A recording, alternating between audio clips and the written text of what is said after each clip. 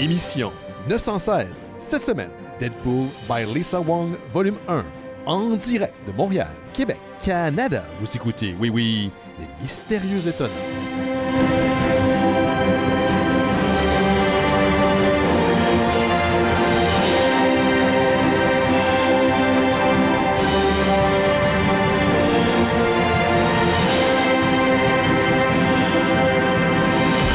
Bonjour à toutes et à tous, vous écoutez Les Mystérieux Étonnants, une émission en balado-diffusion consacrée aux BD et à l'ensemble de la culture populaire.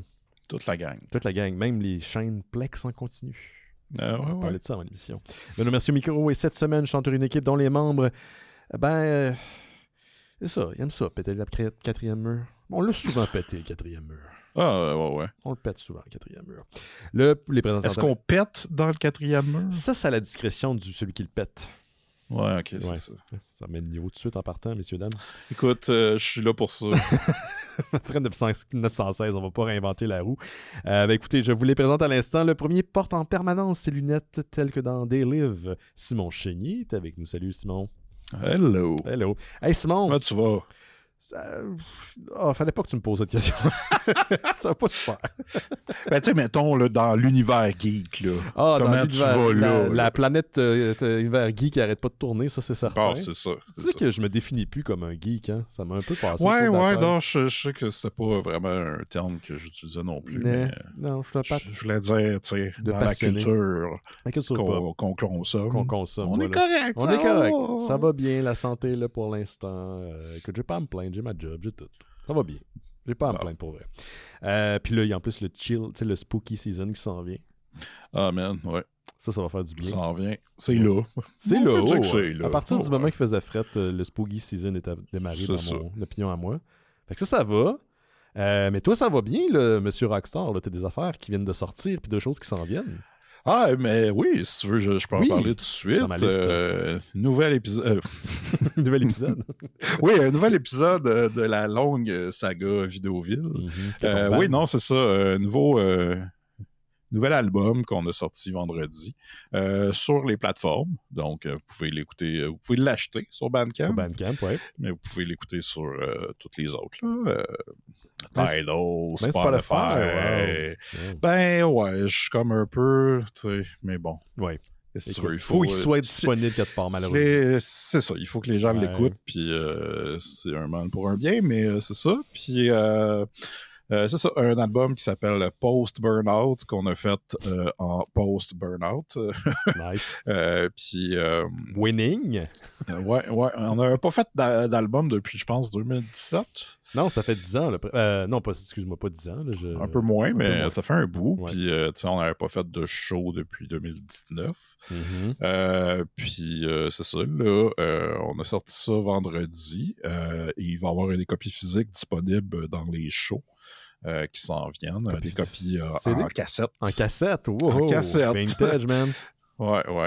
Puis ça se peut même qu'on ait des casquettes marquées Vidéoville dessus. Ben voyons des cassettes et des casquettes. Allez-vous vendre des t-shirts? Non. Non, pas de t-shirts cette fois-ci. On gérera pas les t-shirts. C'est de la job, man, de commander des t-shirts. C'est beaucoup, c'est ça. Puis on n'est pas riche non plus, puis on sait pas si on attire autant de gens pour que ça vaille la peine. Je sais pas si les casquettes aussi, mais ça va être un objet collection. Vous avez été plugué par un des journalistes du magazine web Urbania. Oui.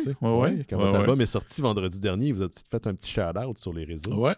Ouais, c'est cool. Puis là, c'est ça, notre show de lancement est le 4 octobre. Yes. On fait ça au court de basketball du YMCA Centre-Ville. Et c'est un show bénéfice, en fait. On va ramasser... c'est contribution volontaire et les fonds vont aller à des organismes qui vont qui aident les gens en situation d'itinérance. J'ai dit l'autre fois je parlais à mon voisin puis je parlais vite là, puis j'étais un peu je sais pas, je cherchais mes mots, puis là, j'ai dit, on fait un show, on ramasse des fonds contre l'itinérance, puis j'étais comme après, voyons, c'est pas ça que tu veux. En tout cas, je m'en voulais. T'es-tu corrigé auprès de lui, ou... Non, mais je pense qu'il avait compris. Oui, il pense pas que t'es un facho, là. Non, J'espère que non. Mais c'est ça.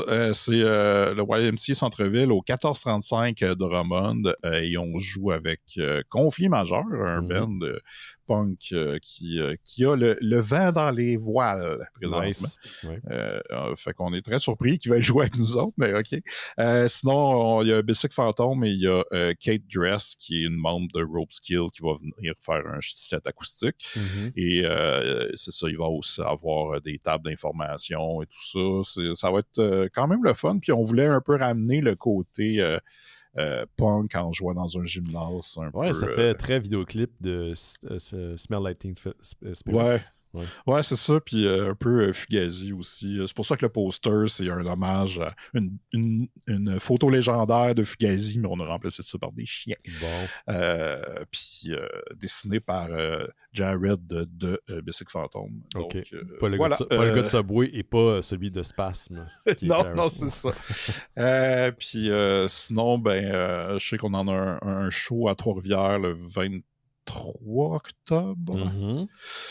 Puis après ça, on a un le 5 décembre au Fouf. Donc, c'est pas le 4 décembre au Fouf? Ouais, excuse, là, j'ai pas ça devant moi, là, mais pour l'instant, on se concentre sur le show de lancement, puis je vous reparlerai des autres plus tard. On a le temps de vous en reparler. Donc, juste pour rappeler l'adresse, le 1435 rue Drummond à Montréal. Les portes ouvrent à 19h30 et le show est à 20h30. Êtes-vous en dernière partie?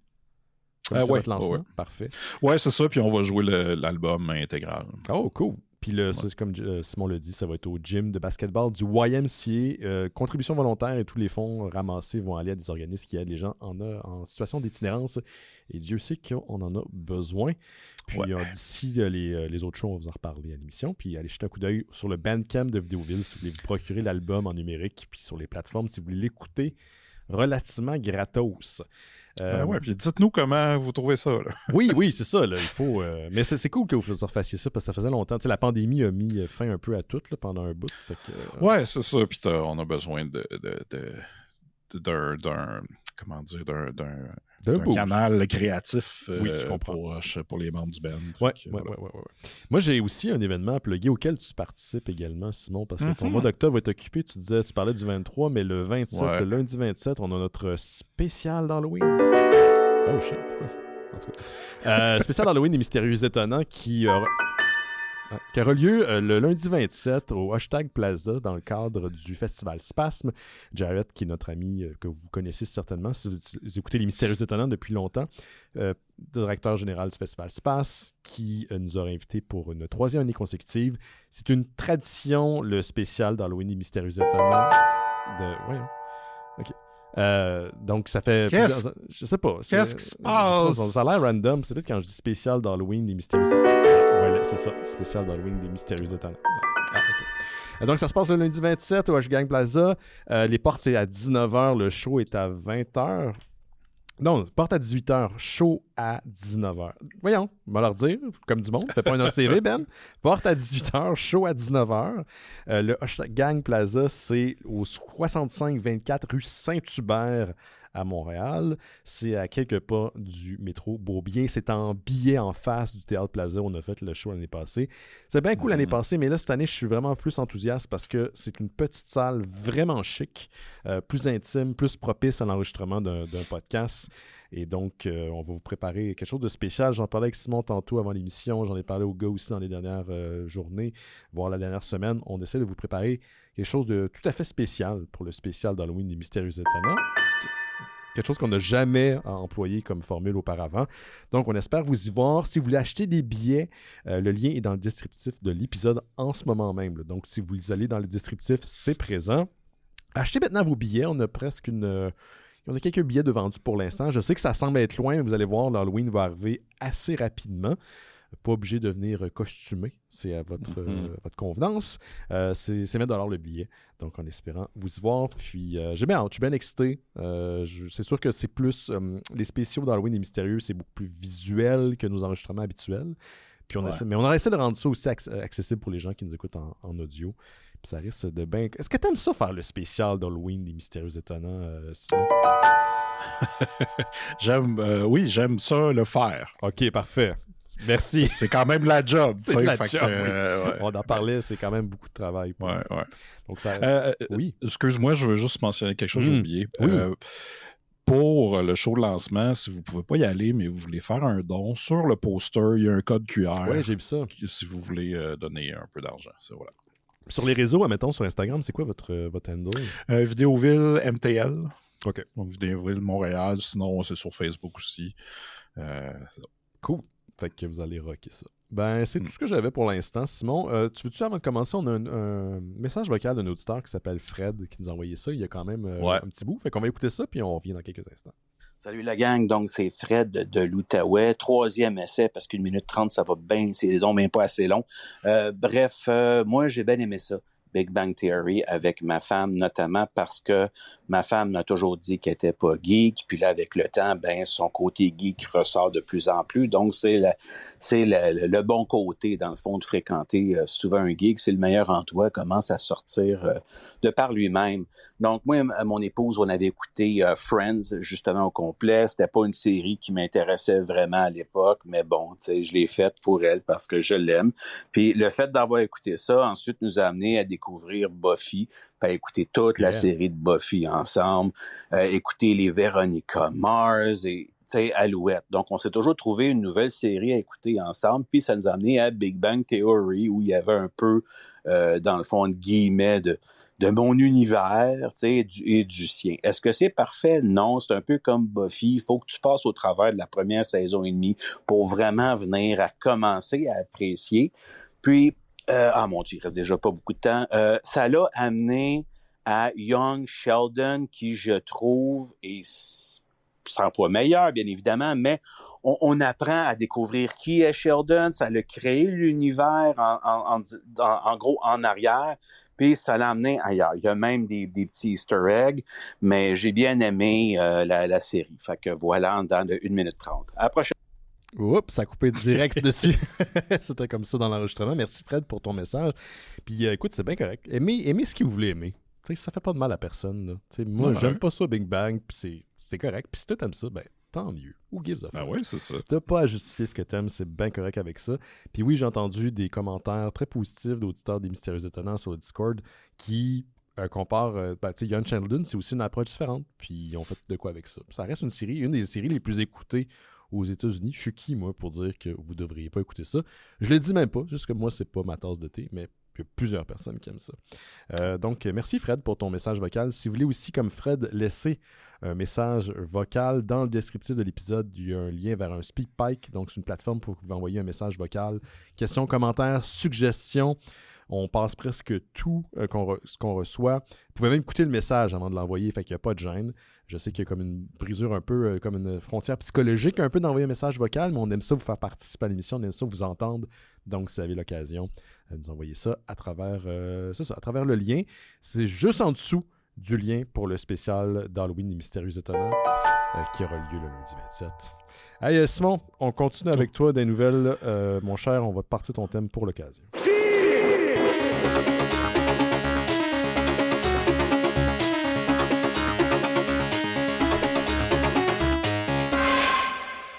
Oui. Ah, Jean. Hey, Jean. Es-tu morte, Jean, ou est vivante, Jean? Elle est vivante, elle est juste dans l'espace.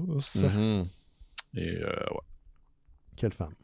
Quelle femme est ben, justement, je pense que je vais parler des X-Men. Sure. Je sais pas si tu as parlé de l'événement qui s'en vient ou qui commence présentement, qui est comme le retour un peu de... C'est un hommage à Age of Apocalypse. Oui, j'ai vu ça passer. J'ai vu qu'il y avait plusieurs mini-séries, c'est ça? Ouais, c'est ça. Fait que là, je suis là pour essayer de mettre de l'ordre là-dedans. S'il te plaît, parce que je pense que tu en avais déjà parlé ou quelqu'un l'a souligné. C'est peut-être moi qui ai juste lu ça. Là. À un moment donné, je mélange ce qui est le show et ce qui est la vie. Ouais, puis c'est ça. Moi, j'ai comme écrit mon affaire puis je me suis dit, attends, je n'ai-tu déjà parlé? Je me souviens pas. Mais, ouais, écoute, pour je me répète. Vas-y, pour la forme. C'est ça. Mais c'est ça, il y a un événement qui va s'appeler... qui s'appelle, en fait, parce que ça commence, là, il y a déjà des numéros qui sont sortis. Mm-hmm. C'est Age of Revelation, où on nous présente les X-Men 10 ans plus tard. Et c'est pour un peu fêter le 30e anniversaire de l'événement Age of Apocalypse, où toute la continuité des numéros. Ouais, mais la publication, c'est ça, avait tout switché à un univers parallèle, ou plutôt un futur où Apocalypse avait comme pris le contrôle. Et, fait que là, tous les titres avaient changé de titre, puis c'était un peu les mêmes auteurs, mais qui écrivaient d'autres choses avec d'autres personnages. Fait que là, on a ça présentement. C'est Revelation, maintenant, c'est le nom du personnage de Doug Ramsey, qui était Cypher, qui était un des meilleurs personnages de Krakoa, mais qu'à la fin de l'ère Krakoa, il est devenu le Heir of Apocalypse. Oh, il est devenu un petit serviteur. C'est ça. Et là, on parle de ça. Honnêtement, pour ce qui est de ce qui se passe, j'ai essayé d'en savoir un peu, mais pas trop, parce que je veux pas spoiler, je veux m'en garder un peu de surprise. Mais ce qui arrive, c'est que là, tous les titres de X-Men, parce que présentement, il y en a vraiment beaucoup, ils vont tous changer de titre, et ça va tout être des mini-séries de 3 numéros. Donc, on a le premier numéro qui est sorti, qui est X-Men Age of Revelation, numéro 0, qui est écrit par Jed McKay, et dessiné par Humberto Ramos. On l'aime bien, Jed McKay. Ça fait longtemps que j'avais vu son nom, oui, mais c'est vrai, ça fait longtemps. Ramos, j'aimais bien son dessin. C'est lui qui a fait Spider-Man pendant un bout, ça se fait-tu? Il a fait du Spider-Man. Puis, très wacky Spider-Man, mais je l'aime beaucoup. Ouais, très, je te dirais, on dirait que les dessins sont très inspirés de l'art graffiti. Oui, c'est exactement ça que je pensais, oui. Si un graffeur fait un personnage, ben ça ressemble un peu à ça. Ouais, très bien. C'est ça. Là, on a aussi le numéro qui s'appelle Age of Revelation Overture, numéro 1, par Jed McKay encore, mais là, dessiné par Ryan Stegman. Fait que là, ça, c'est pour mettre en place, évidemment, l'événement, mais là, les titres, les séries, on a Amazing X-Men par Jed McKay, on a Binary par Stephanie Phillips, dans le fond, qui est la série de Jean Grey. Binary, qui est un alter ego ou une évolution de Carol Danvers pendant un bout, mais là, ça serait Jean Grey qui serait ça. En tout cas, je sais pas. On a Laura Kinney, Sabretooth, parce que là, on a la série Laura Kinney Wolverine, qui est la fille clone de Wolverine.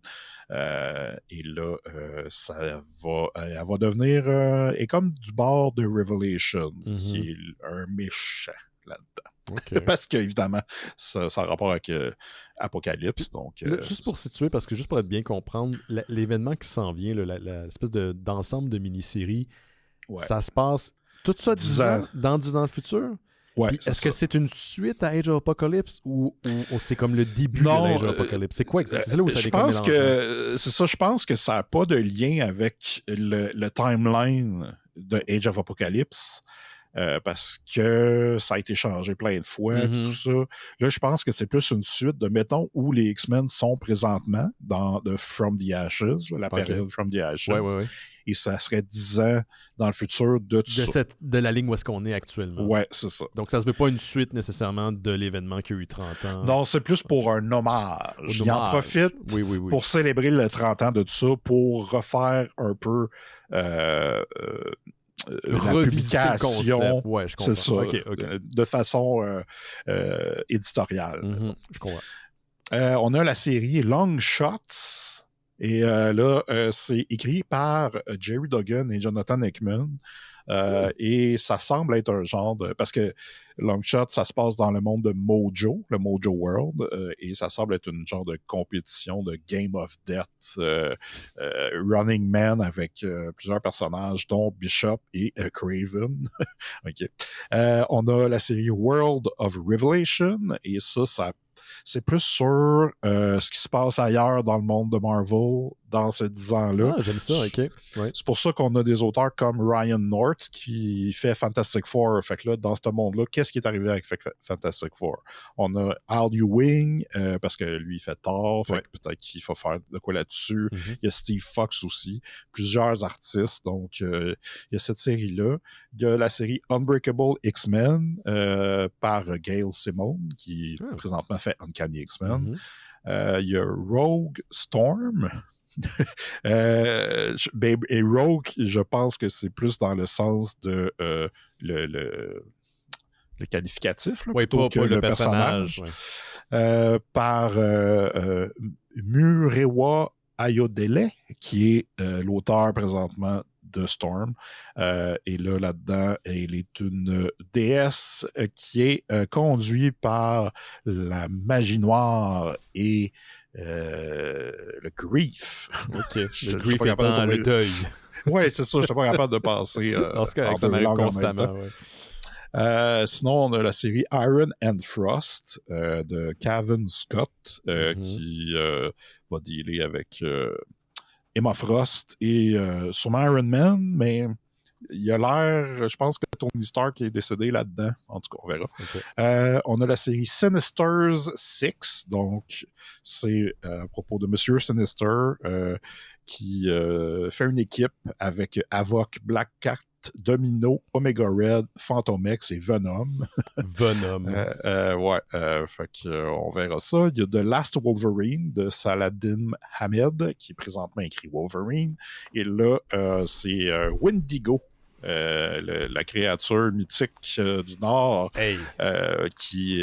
parce que présentement, dans la série Wolverine est ami avec un Wendigo. Ben, justement, en parlant de Wendigo, Simon. Ah, le v'là. Ouais. Parlant de créatures mythiques poilues. Du Nord. C'est moi, salut, Wendigo! Ah, c'est ton cri, ça. C'est lui. Tu devrais le retravailler un petit peu. Ouais, mais là, parce que j'essaie de pas que tu te fâches avec tes voisins. Ouais, bah ça va. Oui, tu fais bien. Je crois que c'est presque impossible. Ah ouais, si je continue, il y a Omega Kids avec qui en fait Kid Omega qui va s'occuper d'un groupe d'enfants mutants. On a Radioactive Spider-Man par Joe Kelly. Donc Joe Kelly qui écrit déjà souvent sur du Spider-Man. Est-ce que c'est la ligne complète de Marvel? Initialement, je pensais que c'était vraiment juste comme les X-Men, de la façon que tu en parlais. C'est surtout les X-Men, mais il y a quelques personnages que c'est d'autres Marvel. Okay. Ouais. X-Men Book of Revelation, ça j'en ai parlé. Mm-hmm. On a Expatriate X-Men de Eve L. Ewing avec un nouveau team qui va être mené par Miss Marvel. On a Cloak and Dagger, Undeadpool, qui c'est Deadpool qui est rendu un zombie. C'est ça. On a X-Vengers. Donc, qu'est-ce qui est arrivé avec les Avengers? Ben là, ils sont maintenant X-Vengers. Ça semble être pas mal tous des personnages de Avengers, sauf Cannonball. Okay. Et on a... C'est pas des X-Men? C'est pas pour ça? De quoi ça? Les X-Vengers, c'est pas parce qu'il y a plein de X-Men? En fait, il y en a deux. C'est ça, il y a Cannonball, mais je viens de me rendre compte aussi que c'est mené par Danny Moonstar, qui était dans les New Mutants d'ailleurs. Mais le reste du team, c'est Hawkeye, Vision, Water Widow, ça je le connais pas, et Shang-Chi. Et tu sais, il faut créer des nouveaux personnages des fois dans ces affaires. Dans le futur, 10 ans dans le futur, on sait pas qu'est-ce qui va être là. C'est vrai. Puis tout ça finit avec un one-shot de Jed McKay et Ryan Stegman qui s'appelle Age of Revelation Final.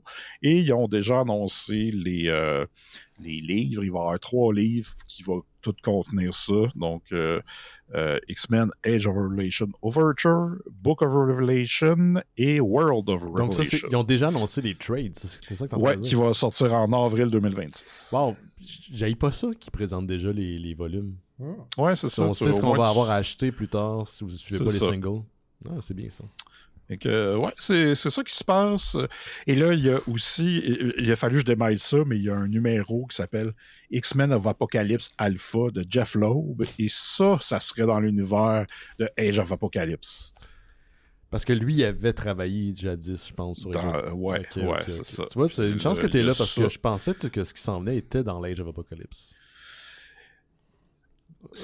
Honnêtement, je ne suis pas 100% sûr de ce que j'amène, mais je te dirais 85% que ça se passe pas dans les je vais choisir toi avant ChatGPT.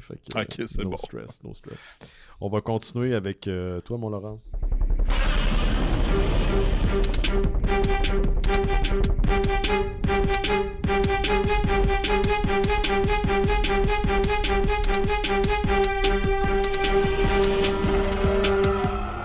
pensé à toi, Laurent, récemment, parce que quand on est allé faire notre événement lutte au Fun Hub de Montréal, dans le centre-ville, j'ai fait la visite avec Sébastien, qui est auditeur et un des propriétaires de la place, et il y avait 2 machines à arcade, une qui m'a présenté plus tard, il m'a envoyé un message, il dit « Tu montres ça à Laurent ».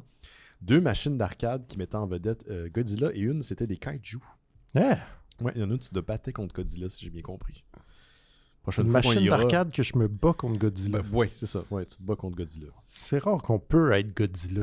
T'es pas Godzilla, tu te bats contre Godzilla. J'aimerais ça. Oui. Juste détruire les villes. Ah, mais ça, c'est le jeu Rampage. Oui.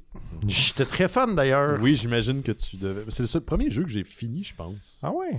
Ouais, c'est parce que tu mourais, mais tu répétais, tu sais, tu revivais tout le temps dans le premier, je pense. Je pense pas que j'ai déjà joué à une version pour la maison. Qu'est-ce que tu veux dire? T'as déjà joué à l'arcade de Rampage? Ouais, j'ai joué. Et une fois, j'étais parti en camping avec genre ma famille, puis la famille de mon cousin, puis ma cousine, puis moi, puis mon cousin, on avait beaucoup joué à Rampage, à genre la home base du camping. Là. Mm-hmm. Genre beaucoup, mais. Tu avais dépensé des sous. Ben, c'est ça. C'est comme finir un jeu d'arcade, ça coûte cher. Surtout quand je devais avoir genre, je sais pas, 11 ans. Surtout que tu as l'argent de tes parents. Oui, probablement. Bon. Good times. I know. Ouais. Ben, écoute, tu me montreras ça. Ouais. Ça me parle. Yes. Ça me parle. Je pensais que tu avais pensé à moi à cause de tes souris? De mes souris. Oui, j'ai pensé à toi hier quand ta copine m'a écrit de savoir comment il fallait les capturer. Vous avez ça. C'est toi qui en as. C'est lui qui en a maintenant. Ben écoute, c'est un grand problème montréalais. S'il n'y en a plus ici, il faut qu'il y ait ailleurs. Oui, donc là, ils sont chez moi. On fait des rotations. Ouais. Comment vous êtes rendu compte de ça? Ben, on l'a vu. Ah ouais? Sont petites, sont grosses? Elle était grosse. Ah ouais. J'en ai vu une. T'en as vu une, mais mais j'avais pas encore mes lunettes. Ça avait l'air d'une grosse souris. Tabarnak. Le problème, quand tu sais que t'en vois une, c'est qu'il y en a plusieurs. Et après, tu feras le tour de tes bas de mur. Là. Ouais. Puis tu vas te rendre compte qu'il y a du caca partout. Non, mais on n'a pas trop comme. Dans un autre appart, j'en ai déjà eu. Mm-hmm. Mais que je les ai pas vus, que j'ai vu le caca dans le garde-manger. Puis là, à date, c'est vraiment moins de caca que okay. Fait que, je sais pas. C'est l'automne. Installé, ben, c'est ça. Je pense juste que. Faut les être correct. Ma take, c'est que le restaurant en bas, ils se sont mis à un mode un peu vacances. Ils sont juste ouverts 3 jours sur 7 en ce moment. Hein? Ils cherchent à manger. Ben, c'est ça. Puis là, il fait un peu plus froid. Fait qu'ils sont comme, ici, on va aller voir en haut qu'est-ce qui se passe. Ils n'étaient pas venus encore. Ouais, ils font ça quand ils commencent à faire fête. Mais pour vrai, appelez votre propriétaire. Là. Oui, ben, oui. Trappe à poison. Puis tape à colle. Oh, mais c'est tellement cruel. Dude, c'est toi aux autres, hein? C'est plein de pathogènes aussi, ces cochonneries-là. Ça se promène pas dans du caviar. Là. C'est assez dégueulasse. Ouais, je sais bien. Mais wait and see. Ouais, on pourra ramener la chronique. Je pense que je l'ai encore quelque part. Ah oui, attends, je l'ai ici. Oh, il était pas loin. Il était dans mon... Mais ça, c'était Laurent, encore des souris. Ouais. Ben là, c'est nouveau, là. Ça fait 2 jours. La suite vous surprendra. Je suis moi-même un nouveau, une souris. Oui. J'ai souscrit à l'église. Oui, c'est ça la suite. La Mouse Church of Latter-day Saints. Ouais. On parle beaucoup de crossover ces temps-ci. Avez-vous parlé de celle-là avant que j'arrive? Avez-vous parlé de crossover avant que j'arrive? Pas avant. Ben, c'est un genre de crossover, mais c'est pas un crossover entre des propriétés qui se croisent. OK, ben moi, j'ai une nouvelle de propriété qui se croise. Et vous attendez pas à ça, mais en même temps, moi, ce n'est pas surprenant. Ouais, c'est sûr que tu l'as vu. Attends, je peux-tu deviner? Ouais. Est-ce que ça comprend un certain Ash? Oui. Est-ce que ça comprend des personnages qui habitent une ville qui s'appelle Riverdale? Oui. Est-ce que c'est publié chez Dynamite Entertainment? En coédition avec Archie Comics. OK, fait qu'il y a peut-être de l'espoir. Fait qu'il y a peut-être de l'espoir. Parce que, excusez, mais Dynamite, là, ouais, non, mais je sais. C'est pour ça que je trouvais ça drôle de vous en parler, parce que vous êtes toujours traumatisé de ce fameux épisode de Arch versus Jason versus Freddy versus je sais plus quoi. Oui, d'ailleurs... C'était avant mon temps avec vous, fait que moi, j'ai jamais lu ça. T'as été bien chanceux, c'est drôle parce que la personne qui vient nous laisser un message vocal avant que tu arrives, Fred, dans son titre de message, que je n'ai pas lu parce que c'était pas en lien avec ce qu'il disait dans son message, mais c'était marqué Ash versus Freddy versus Jason Forever. Lui, il avait aimé ça. Je pense pas qu'on peut être amis, Fred, mais... Ben écoute, Fred, sache que Donc, cette semaine, Archie Comics a annoncé un crossover Archie versus Army of Darkness. On sait rien à date, là. C'est juste comme stay tuned, il y a ça qui s'en vient. C'est bon. Archie en coédition avec Dynamite Comics. Dynamite a promis que ça serait le first in a series of crossovers. Donc, la première d'une série de crossovers avec d'autres choses. Ben, ouais, de trucs de culture populaire. Fait que pas nécessairement un crossover avec Archie et ou avec Evil Dead, mais ils sont dans un ère de crossover. Ils viennent de le faire avec Jay Silent Bob, justement. Donc. Ben, c'est ça, là. Écoute, moi, j'ai déjà lu aussi Archie contre Predator, puis Archie contre Sharknado, puis... Archie contre Predator, on l'avait-tu la l'émission? Je sais pas. C'est con. Sharknado, oui, ça existe, mais c'était comme un single. C'était pas une série quand même. Hey, c'était pas très bon. Archie contre Predator était somehow fun. Je suis sûr que oui. Finis-tu avec la tête de Jughead sur un pic? Ou... Hey, je me rappelle plus, ça fait longtemps que j'ai lu ça. Écoute, je sais même plus, on avait-tu fait un épisode? Je pense pas, on a tellement eu. Et d'ailleurs, Archie Comics, j'ai une idée pour vous autres, on en parlait il y a pas si longtemps, là. Ouais. Finissez donc là, Afterlife with Archie. C'était tellement bon. Ben, on en parlait il y a pas longtemps parce qu'on a parlé d'un film de Archie aussi. C'est ça qui s'en Je sais pas qu'est-ce qui se passe en ce moment avec Archie. Oui. Mais son game de faire des affaires. Mais il l'avait fait pour Afterlife. Faites au moins un deuxième trade. Finissez ça, là. Ça finissait sur un cliffhanger en plus. C'était tellement bon. Ouais. Je suis d'accord. C'était de la bonne écriture. T'avais-tu fini avec ton affaire? Ben oui, c'est juste ça. À date, on sait rien. Il n'y a pas ni dessinateur ni scénariste d'annoncer. On sait pas si ça va être un single. On sait pas si ça va être une mini-série. On sait rien. On sait juste que ça risque d'être très... Je sais. Ouais. C'est comme la méthode de Roger Corman. Hey, j'ai un titre, puis c'est on va écrire une histoire avec ça. Moi, j'espère juste que ça va être exactement Evil Dead 2, mais que c'est Archie à la place de Ash. Ce serait nice. Mais là, je n'en demande pas plus. Ouais, même affaire. Ash est dans le titre. Fait Ash n'a pas le choix d'être là. Non, c'est Army of Darkness. Archie versus Army of Darkness. Ouais. Mais Army of Darkness, c'est le troisième, fait qu'ils vont peut-être aller dans le temps. Oui, peut-être que ça va être Archie Chevalier, en fait, puis qu'on va être comme... C'est pas ça qu'on voulait. C'est pas ça qu'on voulait. Not my Archie. Super. Hey, je vais vous parler de petites affaires vraiment le fun. C'est le fun, le futur, hein? Oui. On trippe en ce moment. Ah, oui, s'il y en a un, ouais. S'il y en a un. Ouais. Le soleil radieux qui s'annonce devant nous. Là. Moi, je vis au jour le jour parce que, ouf! Hey, j'ai un petit bat de baseball. Pas sûr qu'il va en avoir. La semaine passée, toi et Johan, nous avez beaucoup parlé de Helldiver. Ouais. C'est très d'actualité en ce moment. Oui, puis Johan et moi, on a des conversations. Johan est un... Tu sais, on fait je lui ai envoyé une fleur, là, mais vous le savez, là. Johan, c'est un gars qui a le cœur sur la main, mais c'est un gars aussi très, très renseigné et très brillant. Oui. Tu sais, quand il vous parle d'analyse de l'industrie du jeu vidéo, ça, c'est pour le jeu vidéo. Mais il est très, très, très féru d'actualité. Puis Johan, puis moi, on se partage beaucoup de nouvelles. Pas le moins, là, parce qu'à un moment donné, on est fatigué. Mais tu sais, on voit ça aller, puis on a des conversations beaucoup plus déprimantes qu'aux mystérieux étonnants. Oui, ça, c'est notre happy. Ça fait des années que... Oui. Ça fait longtemps qu'on se connaît, les gars. Hein? Oui. C'est tout notre happy face, le show. Hein? Quand vous pensez qu'on est dark, là. Oui. Il en faut, là. C'est un peu un exercice en soi de rester positif. Je pense que c'est bien qu'on ait au moins cet output-là, parce que sinon... sinon, ça serait beaucoup plus dark. Mais pourquoi je parlais de ça? Parce que on est de plus en plus dans un futur post-apo, style où les corporations contrôlent la population. Les méga corporations, là. Celles qu'on voit dans les cyberpunk, là. C'est drôle parce qu'on n'est pas... Celles qu'on voit présentement. Celles qu'on voit présentement se former, là. On est comme post-apo, mais on n'a pas passé par la peau. On est pré-apo. Ouais. On est pré-apo. Fascinant. Ouais. On est juste à liste. On est just de type apro. À lips. Wow. Excusez. OK. Donc, je vous parle de la création de potentiellement d'une future entité qui va nous contrôler dans pas long, quoique ils ont déjà pas mal les doigts dans tout.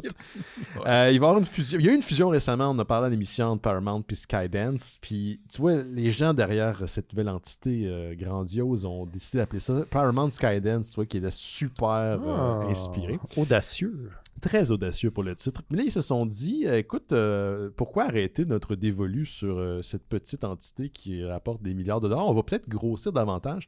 Et là, le Wall Street Journal rapporte que la société de David Ellison, Paramount Skydance, s'apprête à faire une offre d'achat pour les parts majoritaires pour prendre contrôle de Warner Brothers Discovery. Donc, il voudrait fusionner entre Warner Brothers et Discovery, qui elle-même est le résultat d'une fusion il n'y a pas si longtemps entre le groupe Warner Brothers et Discovery. Donc, tu sais, le poisson il qui mange restera le plus poisson. grand-chose, là. Il va juste Il va en rester une. Il va en rester une, puis peut-être potentiellement Radio-Canada, quoique, hein, il y a du monde qui voudrait mettre la hache là-dedans. Ouais. Pourquoi parler d'identité québécoise quand on peut comme détruire un des bastions qui fait qu'on la maintient? Mais ça, c'est une autre histoire. Donc, c'est là qu'on en entend parler, mais les pourparlers pourraient même dater de... Il y a quand même assez longtemps. On ne fait pas ça au hasard, là, des pourparlers qui seraient en branle depuis décembre 2023.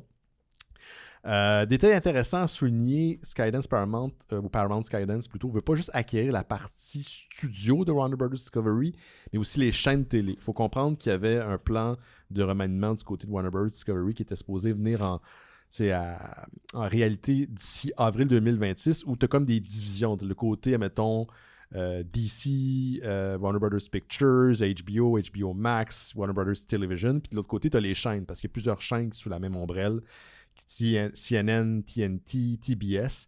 Puis là, Paramount Skydance, s'ils réussissent à obtenir ce qu'ils veulent obtenir, ça serait tout le package deal. Donc, on parle des chaînes, puis on parle aussi de toute la division de contenu que je viens de vous mentionner. C'est pas fait, c'est pas demain la veille, mais ça reste que si ça se passe, quand même un gros catalogue qui se fusionne. Et donc, quelque part, c'est intéressant peut-être pour l'offre, pour y avoir accès, mais en même temps, plus il y a de ce genre de grosses fusions-là, plus il y a moins de choix pour comment on est prisonnier dans ces écosystèmes-là. Et sachant comment les choses s'enlignent du côté des États-Unis, je ne veux pas faire un saut là, boiteux, là, mais ce genre d'affaires-là, moi, m'inquiète quand même beaucoup. Et je suis très conscient qu'on parle quand même relativement souvent de contenu de Disney, Marvel et autres. Là. Pas besoin de m'envoyer un email pour me le dire. Fait que c'est ça. Peut-être éventuellement, on a un gros groupe de fusion entre Warner Brothers Discovery et Paramount Skydance. Tout sur la même ombre. Fait que potentiellement une rencontre entre Star Trek et Bugs Bunny, man. Hein? Ben, pourquoi ça, pas? Hein, on n'a pas le choix. Stat joue même plus tous les jours. Qu'est-ce que tu veux faire? Qu'est-ce que tu veux faire? Ben, c'est ça. On est non, mais là, t'as un autre show de police, là, anti-gang. Ah oui, c'est vrai. J'ai pas... écoute. Mais je veux qu'il ramène Virginie. Virginie Reloaded. Hein? Oui, ben oui. Pourquoi pas? Ben, excuse-moi si j'ai pas dit. Tu as déjà écouté Virginie? Tu veux vraiment j'ai écouté les 2 premières saisons. Parce que moi, j'ai passé à Virginie, mais comme que c'est encore Chantal Fontaine, mais Chantal Fontaine, genre de Ville et Misérable, mettons. Mais c'est le même show, mais avec ce personnage-là. Ce personnage-là devrait avoir une série. Oui, le personnage dans le film de Ville et Misérable devrait... avoir sa propre série. Écoute. Oui, une série qui se passe dans ce concessionnaire là, d'automobile où ils vendent des livres usagés. Oui. Pourquoi pas? Faites-le. Pas de chialer que les jeunes ne consomment pas de contenu québécois. Faites des choses qu'ils veulent voir. Qu'ils veulent voir. Ça, moi, je veux voir ça, Colin. Hein? Quentin. Arrête d'être assis sur tes mains. Ce gars, il est productif comme ça, pas de sens. C'est ça. C'est sûr que oui. Je pense pas que c'est lui qui ça bloque. Non, je pense pas que c'est de là que ça bloque. Allez, on va continuer avec toi, Simon. Ouais, ben, je vais vous parler de ma Spooky Season qui a commencé. J'ai commencé à écouter quelques films Halloween-esques. Et je vais vous parler en premier d'une découverte, un film qu'avec le titre, je ne m'attendais pas à aimer ça autant. C'est My Boyfriend's Back de 1993 et c'est le trope classique de la comédie de zombies de le chum ou la blonde qui revient à la vie et qui fait du trouble, tu sais. Oui. Mais là, dans ce film-là, il y a un ton vraiment particulier qui fait que l'humour est tellement pince sans rire, mais fonctionne tellement. Premièrement, c'est réalisé par Bob Balaban, que vous avez sûrement vu dans plein de comédies de Christopher Guest, où il a l'air... Ça me dit quelque chose. Ouais, c'est sûr que vous l'avez déjà vu, là, googlez son nom, là, vous allez le reconnaître. C'est l'histoire, c'est ça. C'est un gars qui, depuis des années, tripe sur genre une fille avec qui il va à l'école. Mm-hmm. Puis il veut vraiment l'inviter au bal. C'est ça, prom. un genre de bal, là, de prom. Et là, sauf qu'elle, évidemment, elle sort avec le jock du film, qui est joué par Matthew Fox, qui était Jack dans Lost. J'ai cherché 2 secondes. Jack, c'est lequel déjà, ça? Jack, c'est le personnage principal. Ah oui, c'est vrai. Non. Dans Party of Five. Party of Five, oui, j'ai mélangé mes dudes. Sauf que là, lui, notre personnage principal et son ami décident de faire un plan où il va la sauver d'un cambrioleur dans un dépanneur, parce qu'elle travaille dans un dépanneur. Mais évidemment, le cambrioleur qui est joué par son ami se fait remplacer par un vrai cambrioleur et notre héros se fait tirer pour vrai et meurt. Mais ça, c'est comme dans les 5 premières minutes. Et là, après, il revient. Et de la façon que c'est fait, c'est comme si c'était normal un peu qu'il revienne. Et l'humour, il vient du fait que tous les gens alentour le traitent plus comme si, tu sais, c'était dans les clichés de ce genre de film-là, soit quelqu'un de couleur ou quelqu'un de queer ou, tu sais, un nerd, tu sais, c'est genre, t'es revenu des morts, hein, puis là, il niaise avec comme ça. Comme un comedy relief, c'était années 80-90. Un peu, puis c'est comme c'est pas surprenant qu'il soit revenu, mais c'est pas non plus quelque chose qui arrive tout le temps. C'est comme honteux, genre. C'est ça. Fait que là, elle commence à être intéressée à lui, puis là, tout le monde dit voyons, tu vas pas sortir avec ça. Tu sais, ça n'a pas de bon sens. Mais là, il est-tu zombie, genre? C'est ça, c'est que tranquillement, il est en train de se décomposer. Puis il devient de plus en plus gris. Mais il va à l'école pareil, puis là, elle, vu que pendant que l'affaire, c'est ça, c'est qu'il s'est fait tirer, puis pendant qu'il était en train de mourir dans ses bras à elle a dit oui, je vais aller au bal avec toi. Puis là, lui, il est revenu à cause de ça. Ben ouais, puis là, elle a dit, j'ai dit ça parce que je pensais que t'allais mourir, mais là, t'es revenu. Mais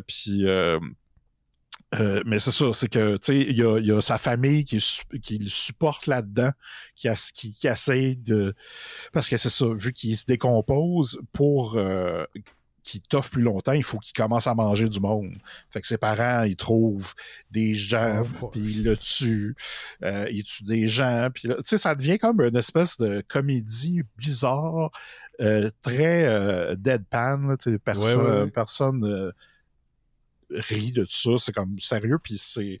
Je sais pas, j'ai été vraiment surpris. C'est-tu moi où ça me fait penser à ce que Joe Dante aurait voulu faire avec son film où la fille revient à la vie? Ouais, c'est un peu ça. Ça a l'air... J'ai vu des extraits, puis ça a l'air pourri, là, malheureusement. Ouais, c'est ça. Je pense que c'est quelque chose que tu vois une couple de fois, là, ce genre de film-là, de la comédie de zombies, je reviens, puis mais... on dirait que celui-là, il a trouvé le bon ton. Puis, ouais, non, c'est ça. Je vous suggère fortement. C'est sûrement sur Tubi. Mais il y a un Blu-ray qui est sorti il n'y a pas si longtemps. Donc, voilà. Ah oui, puis aussi, il faut que je mentionne que dans le gang de Matthew Fox, le gars de Lost, il y a aussi un jeune Philip Seymour Hoffman qui joue un autre jock. Et on a une ligne de Matthew McConaughey qui est là pour 2 secondes parce qu'il commençait. Rappelle donc le titre, Simon. C'est My Boyfriend's Back de 93. Back again. Super, merci. Sinon, j'ai écouté le film Rumpelstiltskin. What? Rumpelstiltskin, qui est basé sur le conte de l'espèce de gnome qui vole des enfants. Et là, c'est un film d'horreur, mais comédie en même temps, parce que ça se prend pas trop au sérieux. C'est réalisé par le gars qui avait fait Leprechaun, le premier. Ouais. Il y a quelque chose avec les quelque chose avec les petits entités. Ouais, les petites créatures. Ce film-là aussi est très over the top et ridicule. On a Rumpelstiltskin qui, après ça a été fait mettons, emprisonné dans une roche dans le 13e siècle, là, je sais pas trop, pendant qu'il volait un enfant, puis il y a une sorcière qui a dit « Ah! » Fait que là, évidemment, il y a une madame qui trouve de la roche dans un antiquaire et ça le ramène d'une façon compliquée. Là. Je rentrerai pas dans les détails. Dans le hood? Non, c'est pas dans le hood, mais là, il est obsédé à voler l'enfant de la madame et c'est que tous les moyens qu'il fait pour courir après la madame est fascinant. Surtout la scène où il vole la moto d'un motard.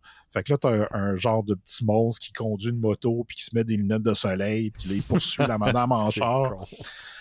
Puis à un moment donné, elle se met, elle rencontre par hasard un genre d'animateur de télé Shock TV à la genre du vieux Howard Stern là, puis c'est lui qui va devenir comme le héros du film, si on veut. En tout cas, il va se mettre avec elle pour essayer de s'enfuir de Rumpelstiltskin qui n'arrête pas de leur courir après. Rumpelstiltskin qui conduit un genre de 14 roues, ça, ou un 16 roues, tu sais, les gros trucks. Ouais, 18 roues. Ouais, 18 roues. Bon, merci, Laurent. Puis, ça faisait penser à Duel de Spielberg. La façon que c'était fait, son 18 roues était tout noir. Puis là, tu le vois derrière le volant. Puis, hey, je veux mon enfant! Ça fait très, justement, le Leprechaun quand il veut son nom. Ah ouais. Oh, mais c'est ça. Mais c'était super bon. Puis c'était étonnamment bien réalisé. Fait que 10 sur 10. 10 sur 10. Il y a un Blu-ray qui est sorti sur Terror Vision, mais sinon, ça, c'est sur Tubi. Bon. Donc, je le conseille. Et dernier film que je veux parler, là, je change de registre un peu, mais c'est le film Nail in the Coffin, The Fall and Rise of Vampiro. Un documentaire que j'ai écouté sur Tubi sur Vampiro, le lutteur qui est c'est un Canadien qui est allé faire carrière à la lutte mexicaine en tant que le vampire canadien, c'était son nom.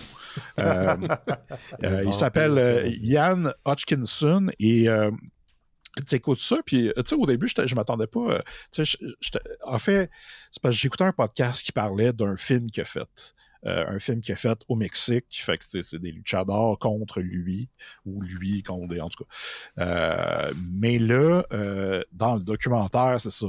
Il vient de l'Ontario. Il est allé faire la lutte à Montréal. Pendant ce temps-là, il a grandi sur le punk rock puis la lutte. Fait que c'est pour ça qu'il est un peu allé là-dedans. Il a travaillé pour la mafia montréalaise. Wow. Après, il s'est trouvé des jobs, dont la job de bodyguard de Mini Vanilli, le band. Il a travaillé chez Planète BD. Puis l'affaire, c'est que le look de Mini Vanilli a influencé son look de lutteur. Fait que c'était très... il y avait des dreads, genre les espèces de dreads... de Mini Vanilli, mais aussi le linge, mais avec une vibe de vampire, avec la face blanche. Puis plus tard, il a fait, c'est ça, il a une grosse carrière dans la lutte mexicaine. C'était vraiment une vedette, là. Puis à un moment donné, il a travaillé pour la WCW dans le temps que c'était big, puis il y avait Sting qui était là. Fait qu'il y avait un look similaire à Sting. Il parle un peu de ça. Il s'est battu contre la NWO. Il y avait les Misfits un moment donné qui étaient avec lui pendant un combat. Puis là, on parle aussi un moment donné, il est allé dans la Lucha Underground. Il est devenu commentateur, après il est devenu agent, il est devenu chorégraphe, puis il luttait aussi malgré qu'il était très magané rendu là. Ouais. Comme c'est souvent le cas pour ces vieux lutteurs-là. C'est ça, puis dans le documentaire, il dit, tu sais, moi, je suis pas un bon lutteur, mais je donne un show, mais tu sais, j'ai pas appris à lutter avant de lutter. Je suis allé, puis j'ai appris sur le ring, tu sais. Mais tu sais, tu vois quand il nous montre des séquences de Lucha Underground, tu sais, c'est lui qui est derrière, mettons, le combat Chelsea Green contre Penta. Il y a plein de gros matchs de cette époque-là que c'est lui qui organisait. Puis d'ailleurs, un de ces gros matchs, c'était son dernier à peu près, qui s'est battu contre Penta, justement. Puis c'est ça. Puis le film... la trame narrative tout le long, c'est que lui il organise des shows pour AAA. Il travaillait pour AAA. Là, présentement, je ne sais pas. Mais c'est ça, c'est que il faisait des shows. Tu vois, il y a Jeff Jarrett qui est un asshole, qui fait chier tout le monde. Puis t'as Karrion Kross qui est là. T'as plein de lutteurs, tu sais, qu'on connaît. Actuel, ouais, qui sont là-dedans. Puis je sais pas, c'était bon, puis c'était super touchant parce qu'il parle beaucoup de sa relation avec sa fille, son adolescente, qui il essaye tout le temps de la voir le plus souvent. À un moment donné, il habite avec, puis ils ont beaucoup de scènes où ils jasent, les deux. Puis le film finit avec Triple Mania 27, qui est comme le WrestleMania de AAA, qui est un Triple Mania en 2019. Puis là, je checkais la card, puis tu sais, t'avais... Cody Rhodes était là dans le temps qu'il était dans d'autres ligues, puis il y avait plein d'autres mondes. J'étais comme, Chris, ok, c'est comme, je l'ai comme toujours vu un peu de loin, ce personnage-là, parce que je me souviens de son look dans la WCW, tu sais, mais je le connaissais pas. Mais c'est ça, c'est l'histoire assez fascinante. C'est sûr que c'est peut-être... c'est pas le meilleur documentaire, là, c'est peut-être convenu un peu. Là, c'est sûr qu'ils vont montrer ses bons côtés. Puis, ouais. Mais en même temps, c'est vraiment comme le portrait d'un gars qui a vécu toute sa vie là-dedans, comment il a appris avec la lutte mexicaine, puis là, qui est capable de... qui est important pour ça. Fait que voilà, c'est Nail in the Coffin, The Fall and Rise of Vampiro. Disponible sur Tubi, comme tu disais. Ouais. Excellent. Continue avec toi, Laurent. C'est bien vendu. Merci, Tubi. Merci, Tubi, d'être là. Oui. Mais tu me l'as bien vendu, je pense que je vais l'écouter. Ouais, ça vaut la peine. C'est le genre de doc qui me parle. Monsieur Laurent. On signifiait tantôt que ça nous prenait des bonnes nouvelles. Il en faut. On a annoncé cette semaine que ce repère épouvantable de woke, qui est l'émission de Sesame Street, ouais, qui forment des communistes. Qui forment des communistes et des queers et qui ont l'agenda woke corrompt votre jeunesse. Donc, l'empathie, hein? Ouais, ce terme New Age qui... bon, bref, Sesame Street s'est fait couper un peu les vives là, dans les dernières... depuis le début de l'année, sous cette nouvelle présidence. Eux qui sont sur le PBS, donc le réseau public américain depuis, mon Dieu, des années, depuis sa création. Oui, je pense depuis sa création. Parce qu'ils ont un message éducatif, d'enfance. Éducatif. Comme ils font depuis des années. Voilà, là, ça n'a pas changé. Ils ont la même mission qu'avant. Fait que je ne sais pas si cette nouvelle-là est pour... en tout cas, se backer ou préparer une sortie. Mais on annonce que dès janvier 2026, donc en début d'année prochaine, il y aurait sur tous les channels Sesame Street de YouTube une gigantesque librairie, la plus grosse librairie au monde, d'épisodes complets. Donc, je ne sais pas si ça veut dire tous les épisodes qui ont déjà été faits de Sesame Street, mais il y aurait des centaines d'épisodes complets disponibles sur les chaînes YouTube de Sesame Street pour justement que ça soit disponible puis continuer cette mission éducative et d'empathie et d'amour. Parce qu'ils feront plus de nouveaux épisodes. C'est pas clair. Hein? Ils en font encore, mais tu sais, tout est pas sûr en ce moment. Hein? Semblerait comme, mettons... les talk shows, puis les talk shows, les vaccins, la recherche sur le cancer, les soins d'affirmation. Voilà, fait que au moins, ce qui existe sera disponible pour les gens qui veulent continuer à enligner leurs enfants dans le bon sens. Oui. Après, je pense pas que la plug est tirée complètement, mais ils ont réduit considérablement les budgets de PBS. Après, je sais pas, est-ce que les budgets qui restent à PBS seront suffisants? Seront-ils mis sur Sesame Street à ce moment-là? Est-ce que c'est mettre ça sur rentable? Brûler des livres. Oui. Ben, ça coûte cher, hein, le gaz. Le gaz, ça baisse pas. Non, c'est ça. Bill Baby Brill. Voilà, fait que, ben écoutez, vous pourrez au moins continuer à voir des anciens Sesame Street à défaut nouveaux épisodes, sait-on jamais. Mais pour l'instant, ça existe encore. OK. Merci, j'imagine, Laurent. Oui. Je fais ce que je peux. Je sais. Parlons d'une autre fin. Je parle pas de FOIM, mais FIN. Fin du catalogue Previews, qui, après 35 ans de publication, qui c'est fini. Pour les gens qui ne savent pas c'est quoi le Previews, là, parce que c'est pas toujours... c'est pas tout le monde qui connaît ça. Previews, c'est le catalogue qui était distribué par Diamond Comics Distributors, qui était le distributeur pendant des années le plus important de comic book. Donc, c'était eux qui distribuaient dans les comic shops, les librairies, des comic books. Puis, dans les dernières années, ils ont fait faillite. Ils ont été rachetés par une compagnie qui s'appelle Ad Populum Sparkle Pop. Puis, ils sont rendus un distributeur parmi tant d'autres. Parce qu'en 2020, DC Comics est parti pour une autre agence. Puis, en 2021, Marvel Comics a fait la même chose.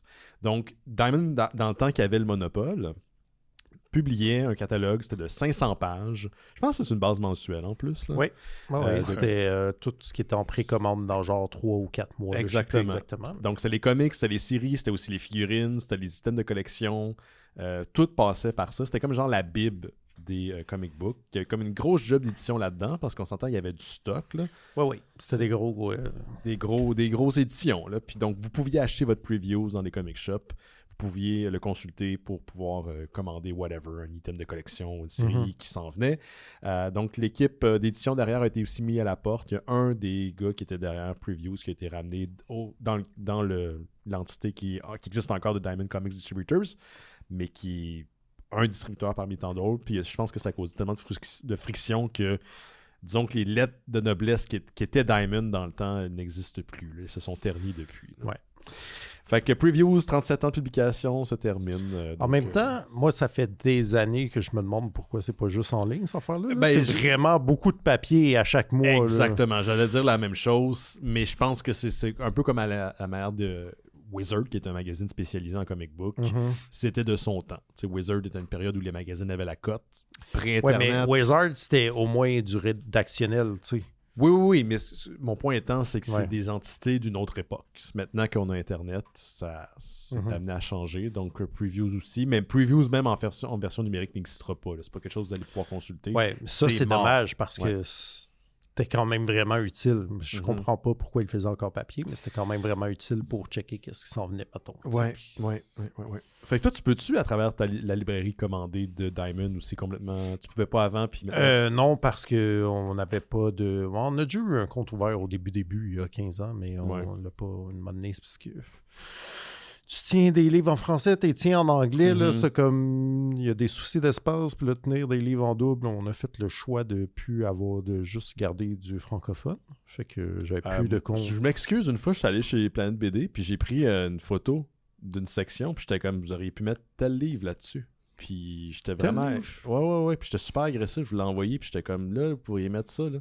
Des éditions traduites. Oui, les comics en français. Les comics en français. Vous avez de la place pour un rack ici.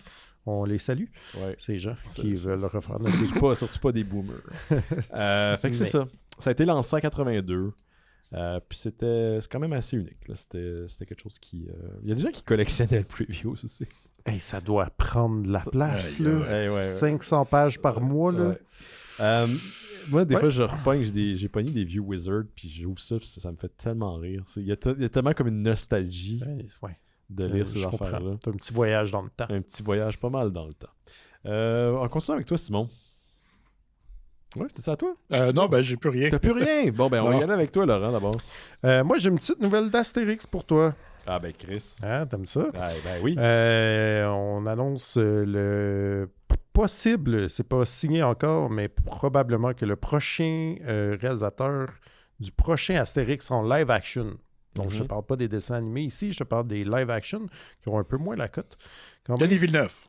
Ça serait malade. Ça serait cool. Je serais intrigué. Non, c'est un gars qui s'appelle Jonathan Cohen, qui est un acteur et vaguement réalisateur. Il a réalisé des séries sur Canal+, qui s'appellent La Flamme et Le Flambeau, qui sont des séries historiques, j'ai bien compris. C'est un Québécois? Non, c'est un Français. Okay. Il jouait déjà dans le dernier Astérix, qui était...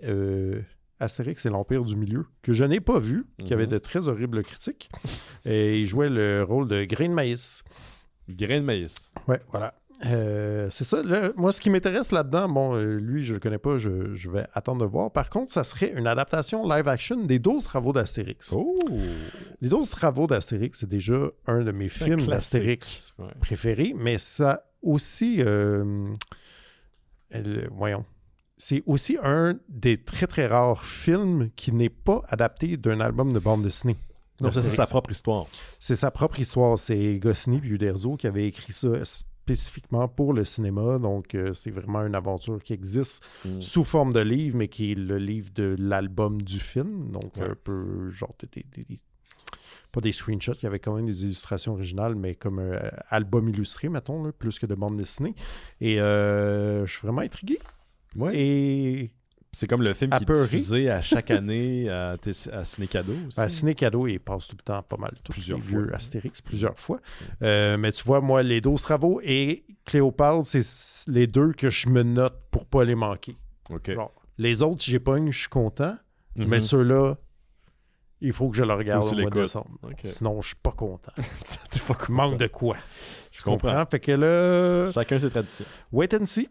Bon. Puis pour les Européens qui se demandent c'est quoi Ciné-Cadeau, c'est une programmation spéciale du temps des fêtes qui est diffusée à Télé-Québec à chaque année. Ça fait longtemps qu'ils font ça. Il y a des nouveaux films maintenant, mais ça a été pendant vraiment très longtemps les mêmes films tout le temps. La Reine des Signes. C'est de même qu'on aime ça. C'est ça. Ouais, toutes les Astérix, la balade des Dalton de Luc et Luc. Oui, ils ont arrêté de passer des Itown, puis je suis comme, ben là... Pourquoi vous continuez d'abord?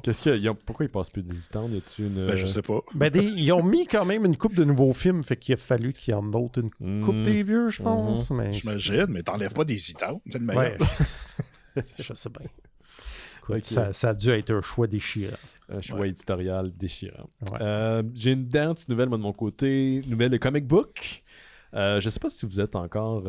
En fait, je le sais pas. Je sais que Yohan Lay, moi je le suis, Jake le Lay, je sais pas si Laurent et Simon le sont, mais des avis de lecteurs de l'univers de Mignola, le Mignolaverse. Si je le suis. Je sais pas comment analyser. Oui, t'aimes ça? Oui, j'aime tout. Mignola est encore impliqué dans son univers. De temps en temps, il sort des mini-séries. Toi, Simon, tu lis-tu? Je sais même pas si tu lis du Mignola. Pas présentement. Pas présentement. Okay. On entend lire déjà pas. C'était bon quand j'en lisais, mais j'ai pas poussé tant que ça. Là. Je sais que c'est parce que son œuvre est tellement grande. Ça a juste pas rapport. Écoute, vous avez quasiment pas le choix de les lire en omnibus puis en édition de luxe. Hey, même à ça, là, des fois, je check puis je suis comme... Oui. J'ai genre... Tu sais, Elba et BPRD et comme... Là, j'ai des Lobster Johnson puis tout. Puis là, je suis comme... J'en ai genre... 20, mettons. Ouais. J'en ai beaucoup. Ouais. Il manque plein d'affaires. Oui, j'ai pas lu Witchfinder. Des fois, je check le catalogue, je suis comme, tout ça, je sais pas c'est quoi. C'est parce qu'ils ont pas mis dans des omnibus, mais il y a comme tellement d'affaires que je... Parce que même si vous les suivez en omnibus, l'univers de Mignola, le Mignola, il n'y a pas tout encore. Il n'est pas tout, mais il est vaste. Ouais. Puis là, éventuellement, j'imagine que cette affaire-là va finir en trade, qui va peut-être éventuellement finir en omnibus, mais c'est pas demain la veille. C'est une nouvelle série qui se passe dans le Mignolaverse, publiée chez Dark Horse Comics, qui s'appelle Carmen Redclaw, The Belly of the Beast. Le premier numéro sort en janvier, le 7 janvier 2026. Donc, on est en 1870, dans les années 1870, dans le territoire du Nouveau-Mexique, et on suit le personnage de Carmen Redclaw, qui est une tueuse à gages qui est décrite comme elle peut se métamorphoser. C'est une shapeshifter, une métamorphose. Elle peut changer d'apparence. Puis elle est chargée de protéger un ranch maudit. Et c'est la descendante, là ça tombe dans le Mignolaverse, le très deep, là. C'est la descendance de El Bogavanta, qui est un fibustier, un pirate dans l'univers de Mignola, qui a aussi inspiré le personnage de Lobster Johnson, qui lui est un justicier des années 30 dans l'univers de Mignola. Ok, vous voyez la... Boy. Donc, ça sort le 7 janvier. Ça a l'air assez intriguant. Puis, Mignola est impliqué dans l'histoire. Le dessin est signé par un certain Rhea Ellen. Ça a l'air très bien. Donc, là, je comprends-tu que c'est un western? C'est un western avec du paranormal.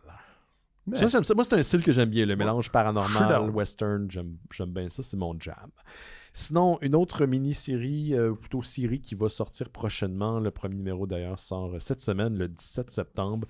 À l'épisode 889 avec Yohan, on vous avait parlé de Batman First Knight, Knight en tant que chevalier, là, K-N-I-G-H, T, de Dan Jurgen et de Mike Perkins qui signaient le scénario. C'était une série qui se passait ou qui a été plutôt publiée chez DC Black Label.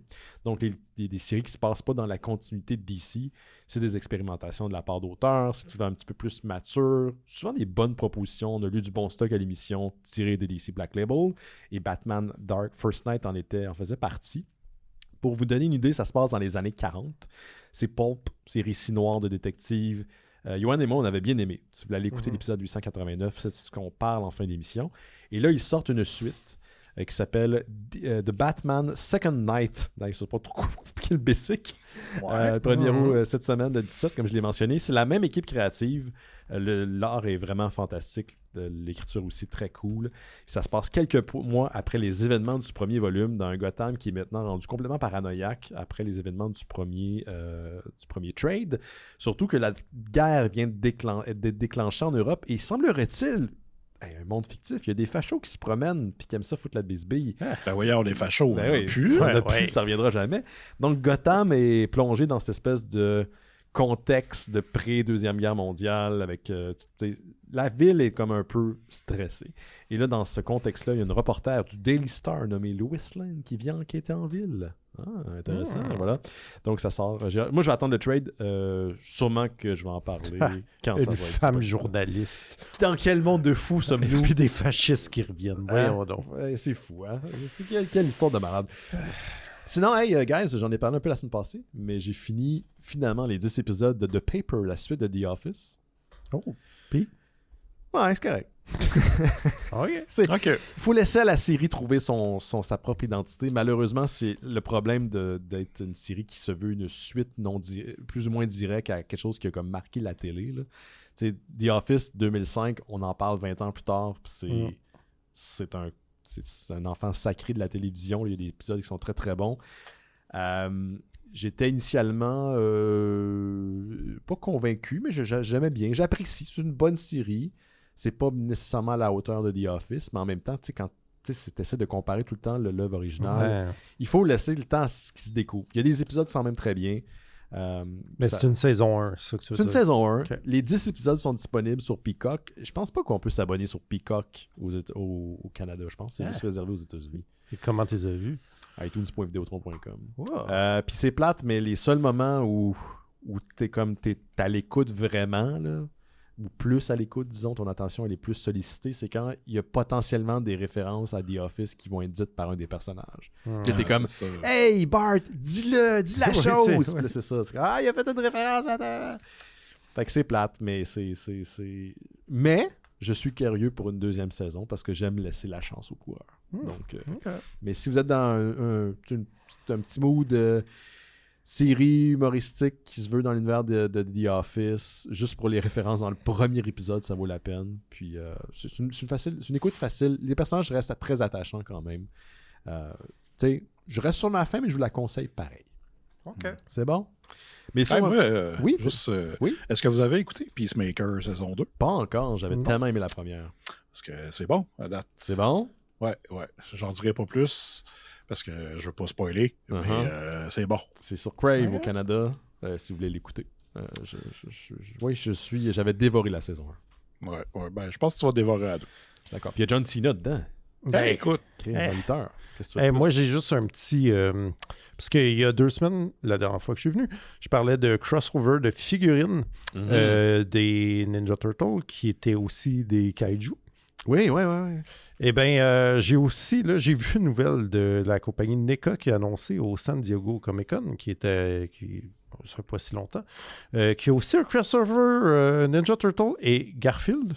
What? Donc, 2 figurines de Garfield et Audie, Garfello, devrais-je dire. Donc, Garfield habillé en Tortue Ninja. Et Audie avec la tête prise dans une carapace de tortue. Et voilà. Et l'arme de Garfield, c'est une petite roulette pour couper la pizza. Voilà. Ceci existe. Sachez que le crossover de figurines Tortue Ninja, la planète ne cesse de tourner. OK. C'est bon. On va prendre une petite pause, messieurs. On va parler maintenant dans quelques instants de Deadpool by Alyssa Wong, le premier volume. Juste avant, je vous fais les annonces d'office, les annonces des annonces officielles. On a un Patreon, comme tous les podcasts, ou je ne sais pas pour tous les podcasts, mais je parle pour nous. On a besoin d'un Patreon pour garder les lumières allumées. Ça coûte cher quand même faire les mystérieux étonnants. Donc, si vous avez le moyen... le faire dans le noir. C'est parce que c'est pas juste ça qui marche pas. Okay. Il faudrait trouver une manière d'hoster, puis il y a d'autres frais, puis c'est compliqué. Donc, si vous voulez nous encourager, si vous nous appuyez financièrement pour l'équivalent d'un café par mois, c'est faisable. Donc, vous suivez le lien dans le descriptif de l'épisode, vous allez sur mystérieuxétonnant.com, un des deux. Sur mystérieuxétonnant.com, il y a un bouton « Faire un don ». Vous cliquez là-dessus, ça vous amène vers Patreon. Donc, vous pouvez facilement vous y inscrire, vous désinscrire et en échange, on vous offre un accès au Discord des Mystérieux Étonnants. C'est comme l'Internet, mais sans trop de cul. Pas de facho sur le Discord des Mystérieux Étonnants. Je ne tolère pas ces mardes. Donc, c'est vraiment une belle communauté. Les gens échangent des articles. Pendant l'Halloween, on va écouter aussi des petits films à caractère spooky. On écoute des fois de la lutte. On échange des articles à propos de plein d'affaires. C'est vraiment le fun. Il y a plusieurs des nouvelles dont je parle souvent le lundi qui sont tirées directement du Discord des Mystérieux Étonnants. La communauté s'organise aussi. Ils jouent entre eux. Ils vont peut-être, mettons, jouer à Fortnite ou jouer au dernier jeu de Helldivers 2. C'est vraiment une belle communauté. Donc, si vous vous inscrivez au Patreon, écrivez-moi à travers la plateforme puis je vais vous envoyer le lien directement. Aussi, en échange, on vous offre un podcast exclusif qui s'appelle Bifurcation, qui a pris pause depuis un bon bout de temps là, parce qu'on a tous été très occupés.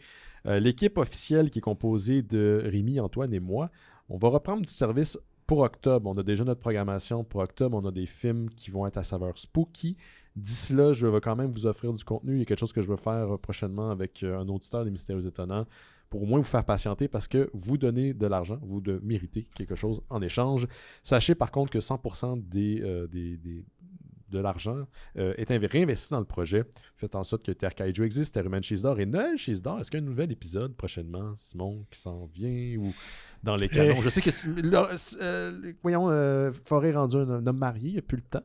Je pense qu'il y a le temps, mais je pense qu'on doit plus parler de faire un Terre Humaine que faire un Noël Cheese d'Or, mais le projet n'est pas mort. Là. Je pense que peut-être pas à longueur d'année, mais c'est sûr que dans la période des fêtes, on va en faire. Ben oui, ça va être nice. Donc ça s'en vient éventuellement. On est disponible partout, Apple Podcast, YouTube Music, Spotify, Amazon Music et plus des 300 dernières archives des Mystérieux Étonnants. Toutes ou presque sont disponibles sur notre site internet. On est sur des bullshit de plateformes là, comme Facebook, Instagram et autres, mais on est surtout actifs sur le Discord des Mystérieux Étonnants. Puis je vous rappelle que le lundi 27 octobre, dans le cadre du Festival Space, on est de retour pour une 3e année consécutive pour notre spécial d'Halloween des Mystérieux Étonnants. Oui, encore, ça fait encore cette affaire. En tout cas. Donc, on fait ça au H-Gang Plaza, en face, en billet du Théâtre Plaza. C'est au 6524 rue Saint-Hubert. C'est une Christie de belle salle, ben franchement. C'est 20$, c'est 18h les portes, 19h le show. On fait ça tôt, là, un peu plus pour vous laisser l'opportunité de pas rentrer trop tard. On vous a écouté, c'est bien, c'est à côté du métro Beaubien. On prépare quelque chose de spécial. Moi, j'ai déjà mon costume. Moi aussi, j'ai déjà mon costume. C'est pas vrai, j'ai rien. Ben moi, je planifie déjà. Johan et moi, nous avons déjà nos costumes et je peux vous donner un indice. Ce sera des costumes qui sont liés dans la thématique. OK. Ouais. Je vous laisse... moi, je suis encore sur Winnie the Pooh. Tu l'as pas déjà fait, Winnie the Pooh? Ouais, j'en ai parlé, mais je l'ai pas fait. Je l'ai pas fait encore. Mais non. Ben, si tu le fais... Tu voulais pas que je sois nu du bat? Ouais, ben c'est parce que je veux que les gens viennent au spécial d'Halloween des Mystérieux Étonnants. Ils vont venir en tabarnak. C'est peut-être ça qu'ils veulent. C'est peut-être ça qu'ils vont voir. Hey, c'est un show d'Halloween ou c'est pas un show d'Halloween? C'est un show d'Halloween. En tout cas, 18 ans et plus. Ça, Jarrett de Space me l'a souvent spécifié. La chez Gang Plaza, c'est 18 ans et plus. Donc, OK. Là, mais il y a 18 ans puis 18 ans, là. 18 ans, il peut avoir des graines. Ouais. Je sais pas à quel point on peut avoir des graines à Gang Plaza. Rated R. En tout cas, le lien... For graines. Le lien... Oui. Le R est en majuscule. Oui, c'est ça. Tel un titre d'un spyware des années 90. Donc, si vous voulez acheter vos billets, le lien est dans le descriptif de l'épisode. Puis, vous pouvez aussi vous acheter vos billets sur spasm.ca, spasm.ca. Puis, c'est ça. L'argent qui est accumulé là, pour le spécial rembourse la salle, qui n'est pas donné, mais qui est vraiment, vraiment swell. Fait que j'ai hâte de vous y accueillir. Attendez pas, là, je sais que c'est quand même dans un petit bout de temps, mais ça va arriver très vite. Puis ça me fait moins faire de l'anxiété si vous achetez vos billets à l'avance. Puis commencez à en parler à votre être cher. C'est ça? Pourquoi tu me regardes de même? C'est quelque chose de bizarre? Non, je me suis dit qu'il faudrait que j'en parle à l'être cher. Oui, ça, c'est ta blonde, ça. Oui. Est-ce que d'ailleurs, tu t'as hâte au spécial d'Halloween Mystérieux Étonnant? Ben, je suis tout le temps... Fébrile. Ouais. C'est stressant. Mi-figue, mi-raisin. Ben, c'est ça. Parce que je suis tout le temps comme... Ouais, c'est vrai, il faut que je me trouve un costume, mais comme je suis un procrastinateur hors pair, je vais régler ça 2 jours avant si ça se passe bien. Si je peux te donner un conseil, moi, Johan et moi, nous avons acheté nos costumes. Et on était déjà limite. Puis on est à la date qu'on est. Ouais, mais l'affaire, c'est que je suis pas capable de prendre des décisions si c'est pas... J'ai pas le impending doom de c'est dans 12 heures. Faut-tu que je parle à ta blonde? Ouais, elle risque de te dire que elle va me laisser m'arranger tout seul. Mon Dieu. Si jamais t'es mal pris, je pense que j'ai encore mon costume de pizza de Donald Pilon. Ben écoute.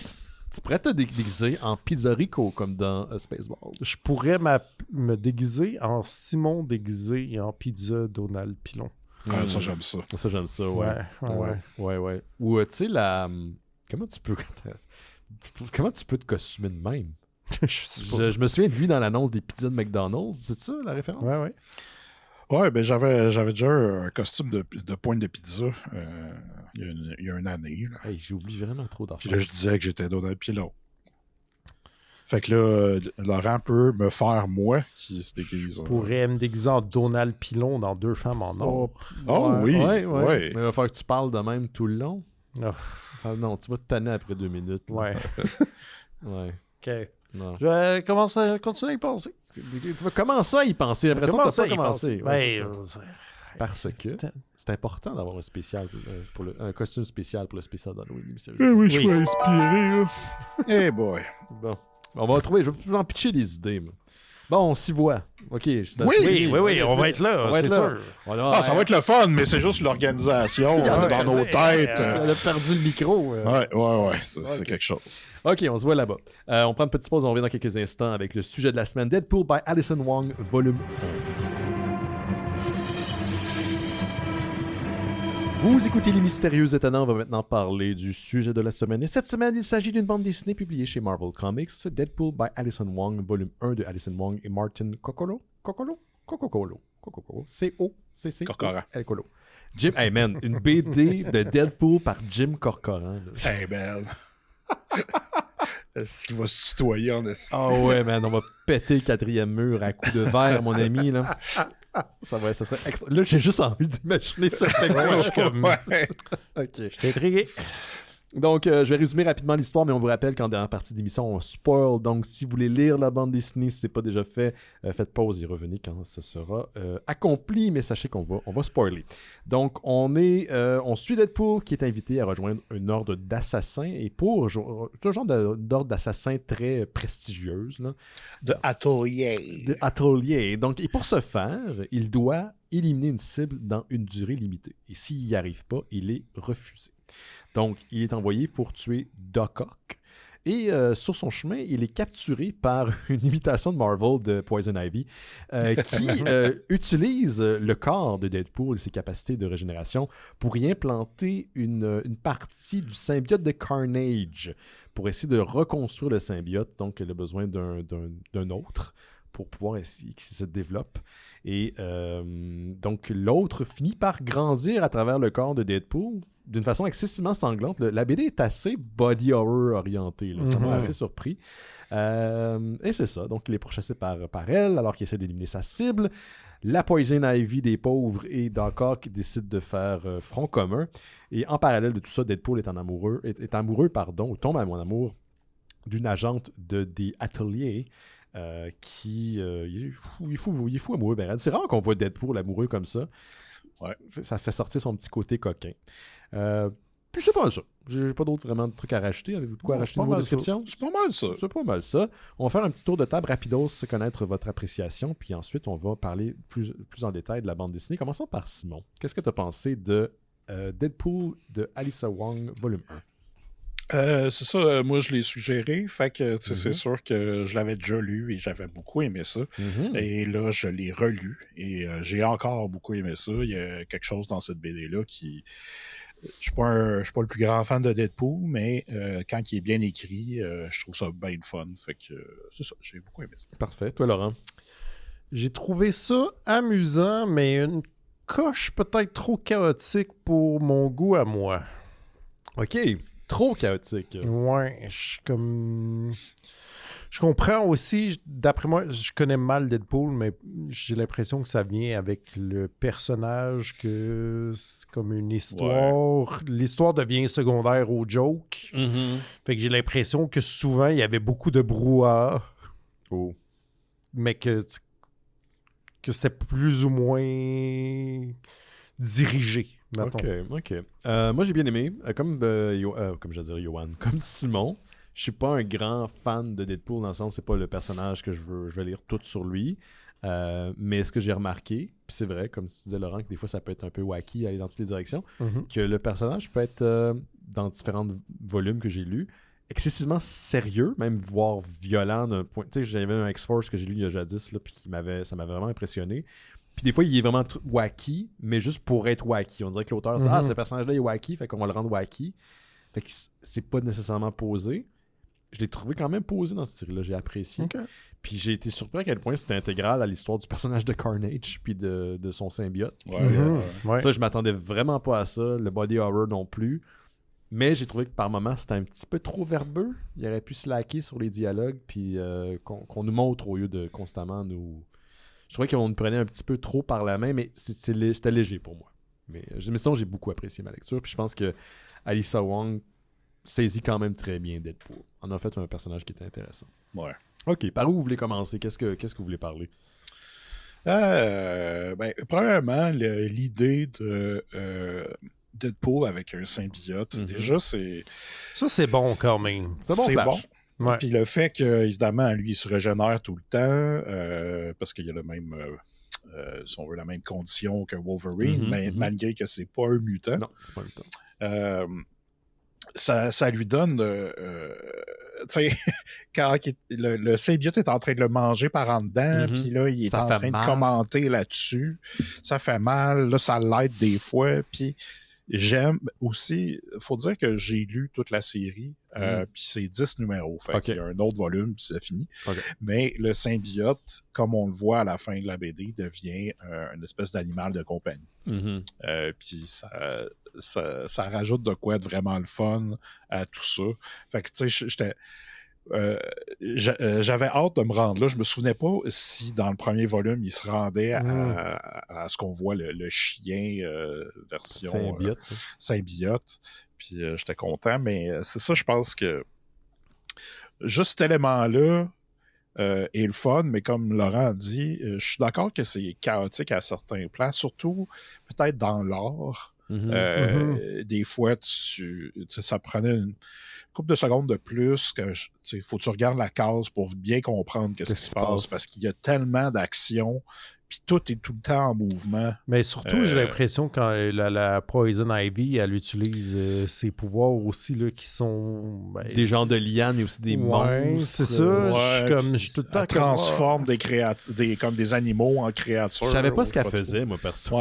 C'est ça. C'est comme si... son pouvoir est visuellement bruyant. Je sais pas comment... ça remplit la page, il se passe des affaires, mais je suis comme... qu'est-ce qui se passe, là? Comme une moment donné, même, là, finalement, j'ai comme catché que je sais plus... il vient d'où, ce chien-là? Le chien, j'ai pas compris. Parce que là, je suis comme... Moi, il y a des bras, fait qu'il y a un Carnage humain qui sort de lui, mais aussi un Carnage chien. Ce qu'on apprend, c'est que finalement, elle avait mis plusieurs petites affaires. C'est ça. OK. Fait qu'il y a le Carnage, parce que Cletus revient de pas longtemps.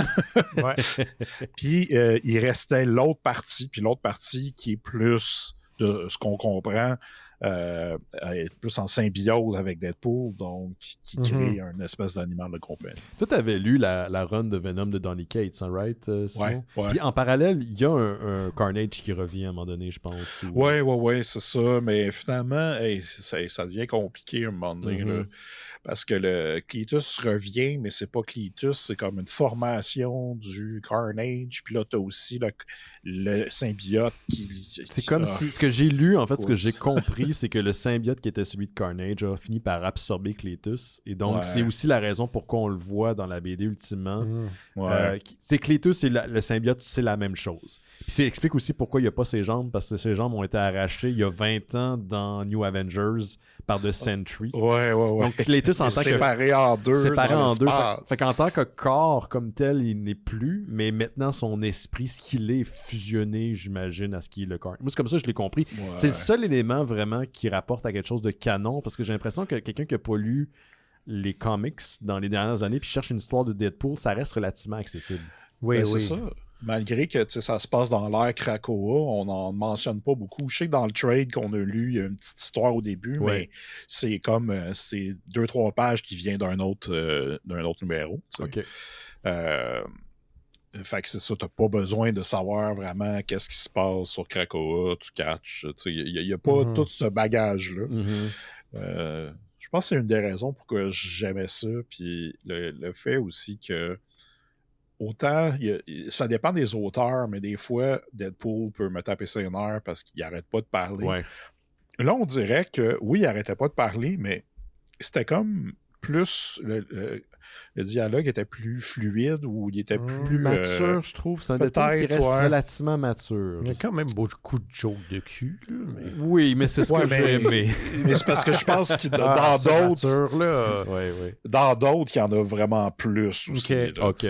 Tu sais, le côté... Tu sais, on l'a parlé rapidement, tu sais, il se fait injecter des c'est vraiment comme des pouces de Carnage, puis c'est le Carnage qui mange à l'intérieur, c'est son foie. Il parle à un moment donné qu'il mange son foie, puis ça a l'air à faire mal. Il y a une expression à un moment donné où Deadpool tient ses côtes, tu vois qu'il sent une douleur ses intestins qui se déversent. Puis il y a des... Non, c'est avant qu'il y a des trucs qui sortent de lui.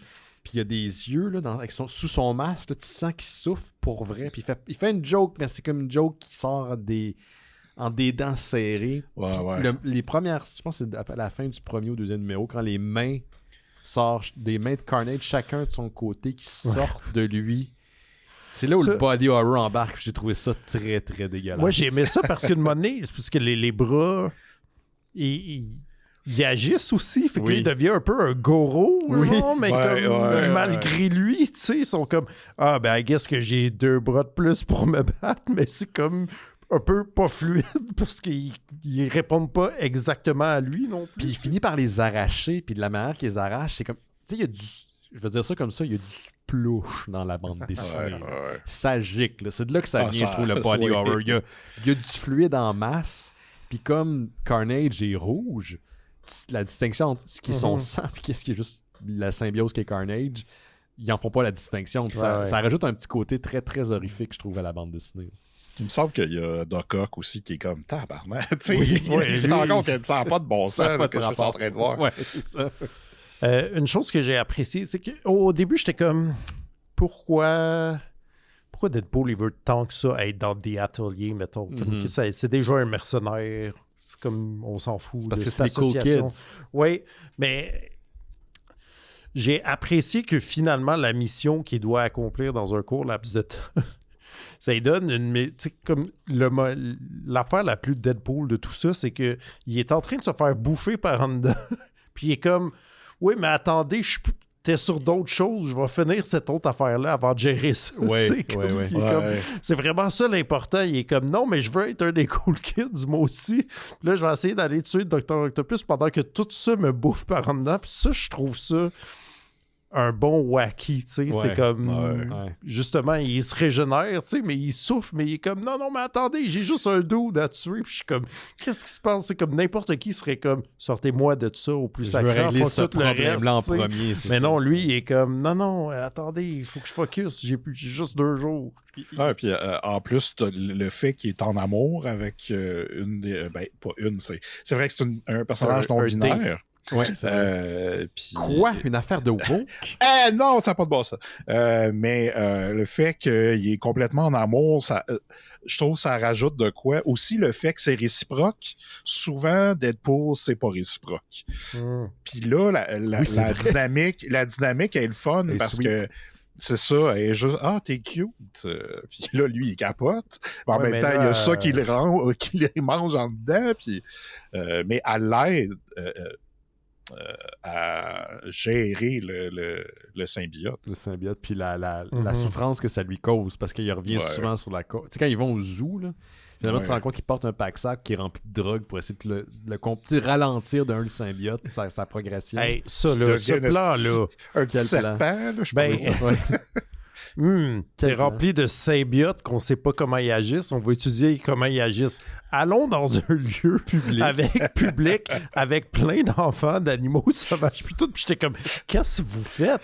C'est donc bien la pire idée de merde que vous avez jamais eue. Je trouvais, c'est drôle, autant que j'aime pas les films de trauma.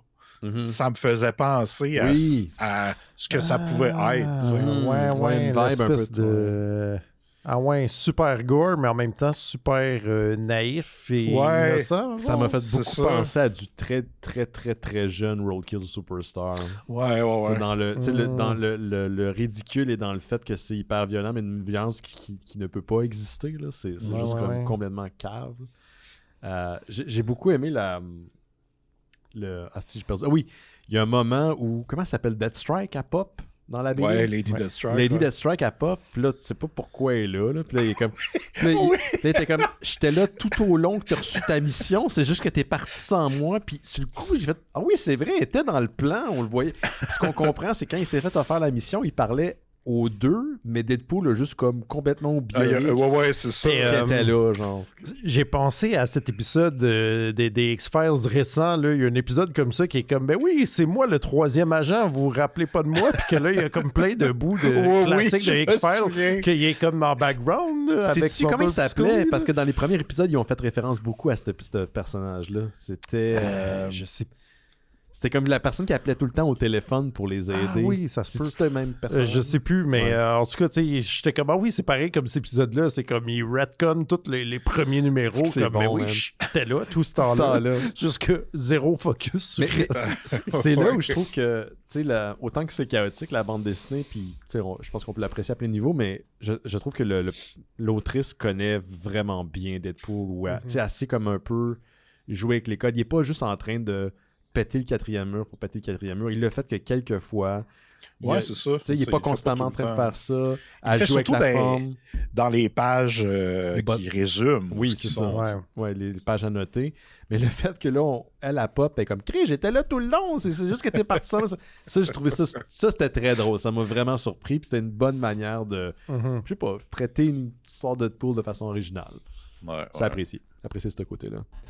Penses-tu que, juste pour je suis curieux, Simon, ça vaut-tu vraiment la peine de finir l'arc complet si c'est juste 10 numéros puis un trade supplémentaire seulement?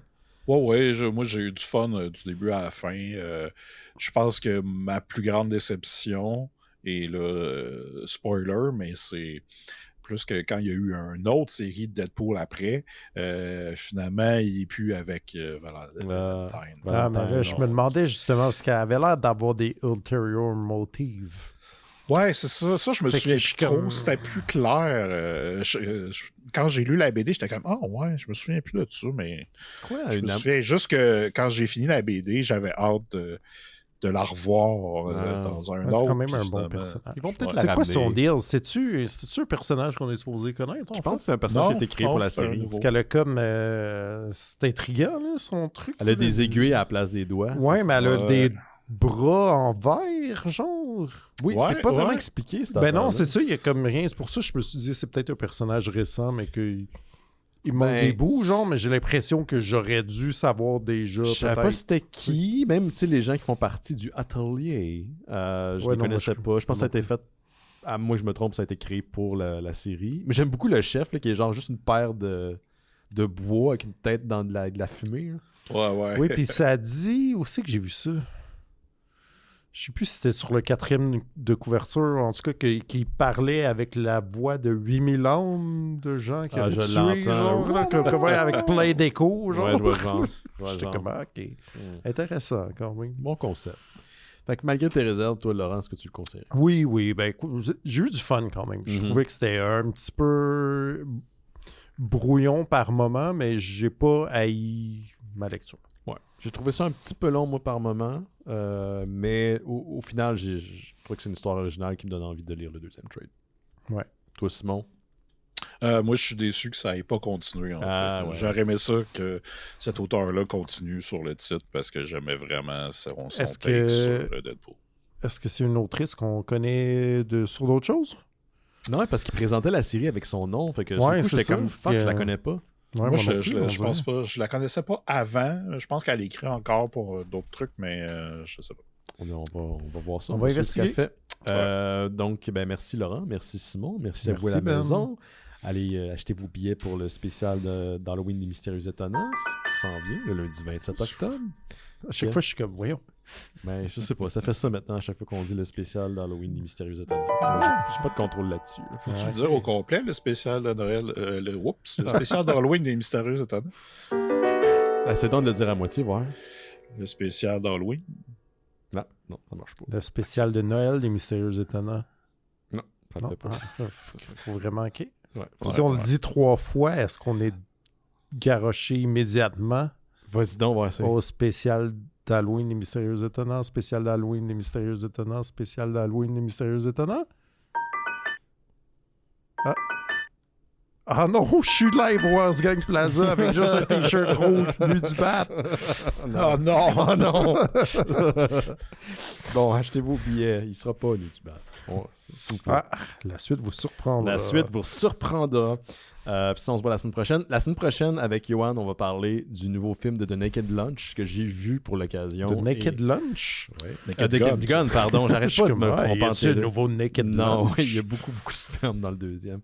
Le dernier Naked Gun. Je pourrais me déguiser en Naked Lunch. Oh boy. C'est pas mal le même costume que Winnie the Pooh. Ouais. Puis j'ai vraiment aimé ça.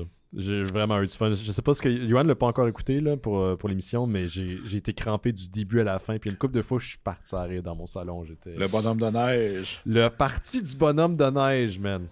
On en reparle la semaine prochaine, là, mais cette side quest-là est extraordinaire. Du grand cinéma, puis je dis ça sans ironie. Je suis d'accord. Faites attention à vous autres, puis on se voit la semaine prochaine. Salut. Bye. Ciao.